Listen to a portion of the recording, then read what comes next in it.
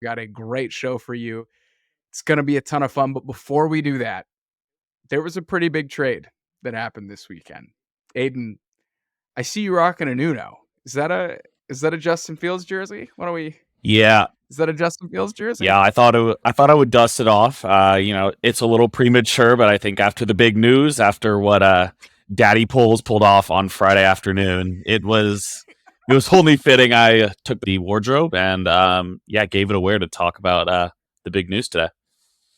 So the big news that we were mentioning, and Aidan is wearing is Justin Fields jersey. If you're not watching along, the big news was that the Chicago Bears actually pulled off the trade that everyone on TikTok, Twitter, wherever you consume your NFL content was saying that they could pull off, and everyone was laughing at.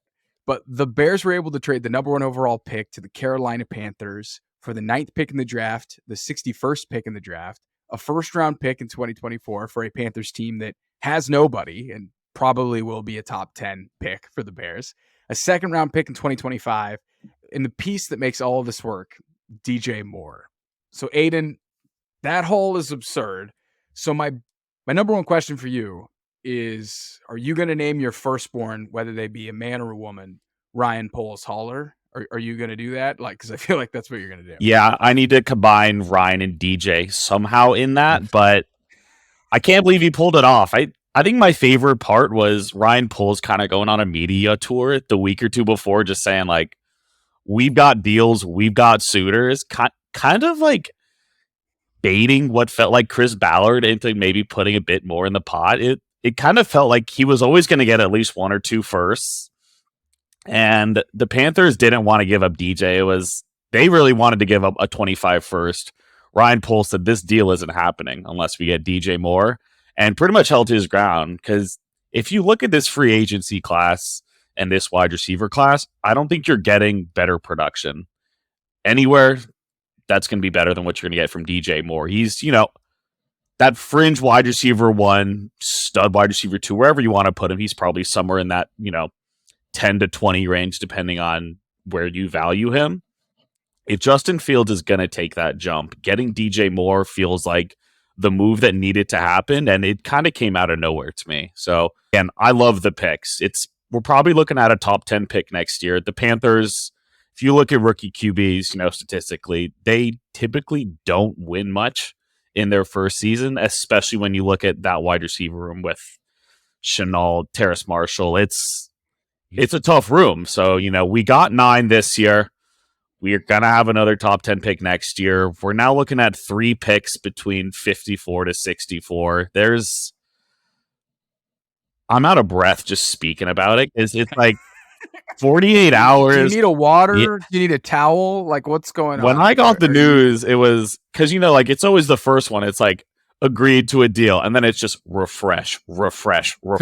What are the deal of this trade? What are the terms? It's like, come on, now we're just teasing me at that point. And once the terms dropped, it was like, that crazy son of a bitch did it. So, it's been weak, and like, I don't know if the first hang the banner. Are we hanging the banner now? Yeah, are we hanging the pick on the way, Holler? 7-win season on the way. It's so great to do it before free agency, and like the feeling was growing and growing, especially post combine. That after those QBs lit it up, it was like, hey, like this is picking up fast. There's multiple suitors, and for it to drop on a Friday too, of all days, clocking out for work for the day, really, just diving into the weekend, and there you go. Ryan Poles just absolutely treating me as I fall into the weekend there. So I'm feeling great.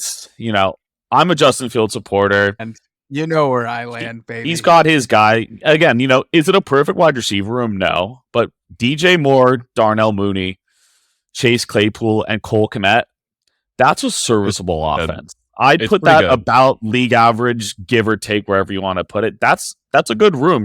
You get some beef on the offensive line, and you're going to find out, is Justin Lee, a legit NFL passer? Is he a full-on NFL quarterback? So I didn't ask for any more with this pick. I mean, it's awesome. It's the same format that the Bills went with Josh Allen. You go get Diggs for your young quarterback. Eagles with A.J. Brown. You get an alpha to go with your young quarterback and help that development. It's going to be so huge for Justin Fields, and it's good for the Bears too, because now you can properly, like Aidan said, you can properly measure how Justin Fields will be moving forward as your quarterback. And not to say I don't think Justin Fields will be a great quarterback for the Bears, but the past 2 years have been a little bit hard to measure just how good he can be with that supporting cast that he's had. And now you've got a very good league average or above league average group of skill players for Justin Fields to play with now. And it'll be really easy, not easy, but easier for the Bears organization to measure where they're at with Fields and how they want to move forward. And plus, DJ Moore he's not AJ Brown. And I'm not saying he's Stephon Diggs, but that is an amazing haul to include in the draft package. It's essentially like getting a third first rounder out of that deal. Yeah. And you'd Absolutely. rather go get somebody who's proven than, this is a guy with 3,000 yard receiving years already in the NFL, and he's really young. And you don't have to play the draft game. You don't have to go through free agency and hope you've signed somebody that becomes better than they already were. I think it's an amazing trade. And the Bears have so much more they can do in the draft now to build out the rest of their team. You nailed it. You mentioned the Eagles with Jalen Hurts. They go and get A.J. Brown. Joe Burrow had Jamar Chase. Josh Allen gets Andre Hopkins. Yeah, that's another one. Yep.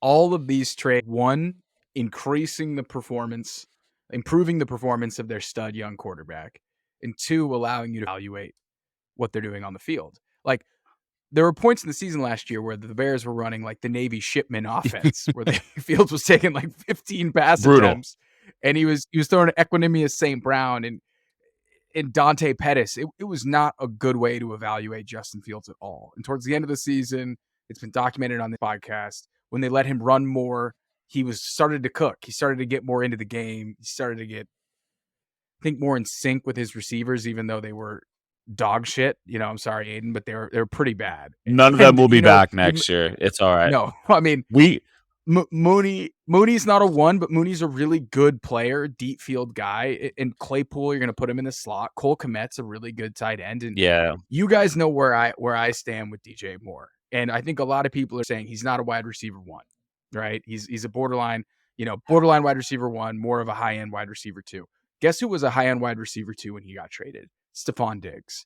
I'm not going to say they're on the same exact level, but Keegan, you already said it. He's not even 26 years old. Had 3 seasons over 1,000 yards. And if you take a look at the quarterbacks who have thrown DJ Moore the rock since he came into the league, he has averaged 13 fantasy points per game in his first 5 seasons. Here are the 8 quarterbacks that have thrown him a pass: Cam Newton, Kyle Allen, Taylor Heineke, Will Grier, Teddy Bridgewater, PJ Walker, Sam Darnold, Baker Mayfield. Man, DJ Moore has been able to produce. He's been able to produce in the NFL with the destroyed shoulder Cam Newton being by far and away the best quarterback that has thrown DJ Moore the ball. And this guy, again, has gone for over 100, like I think 1,100 total yards 3 times. And last year was a down year with Baker and PJ Walker and Sam Darnold throwing him the rock. He still had a top 24 season in PPR. I don't want to hear it that the pass attempts are going to be low. Guess what? Pass attempts, they regress to the mean. Shout out the Regression to the Mean Podcast Network. That argument is so late. It's such a lazy argument. So lame. The offensive line was so abysmal back there, and there was zero separation from guys like you said, ESB, Dante Pettis. It was like, we're throwing to guys that are barely sniffing practice squads on other teams, and Justin Fields is projected to take this leap with them with the line in front of him. I think, like you said, the pass attempts are going to go up. One of my favorite things about the entire trade with DJ Moore being slotted into this offense is everyone kind of fits into their more natural natural place in the offense there. DJ Moore is your wide receiver one in that offense. He'll play on the outside. Darnell Mooney is your wide receiver 2, excels in the slot, which he can kind of slide back into now. He's not always going to be on the outside getting those one-on-one matchups with your cornerback 1. Claypool is your wide receiver 3. Big threat. Hopefully we can kind of regain some of that form he had in his freshman and sophomore year. And then you got Cole Kmet as your, he's your 4th option, but he's probably better than Claypool. He's better than Mooney on some days. So it's like, it feels like people kind of get to go slotted back into their natural kind of role in the offense, which I think takes so much pressure off of everyone.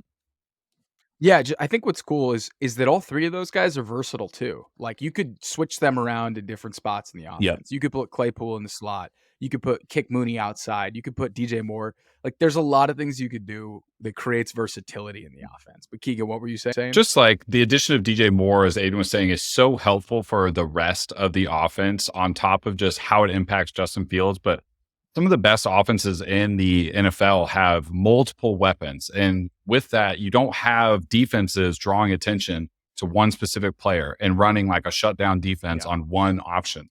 You have to honor DJ Moore where he's at on the field. You have to pay attention to Mooney, and you have to kind of respect Claypool in a weird way. As much as Claypool had a bit of a down year after the trade, like it gives him a better opportunities, Claypool specifically, to come back into form, like Aidan was saying. And you have to honor Cole Kmet as a receiver as well, too. And now with a really talented group of receivers to kind of balance out the offense, Justin Fields can be unleashed even more as a runner, is how I also see it as well, too. You have to respect the pass game a lot more with this group of players, and you're going to have to pay attention to what Justin Fields is doing. And you can't just like QB spy all game and pay attention to Justin. You've got receivers that can now beat your cornerbacks. So it's really good for the entire offense.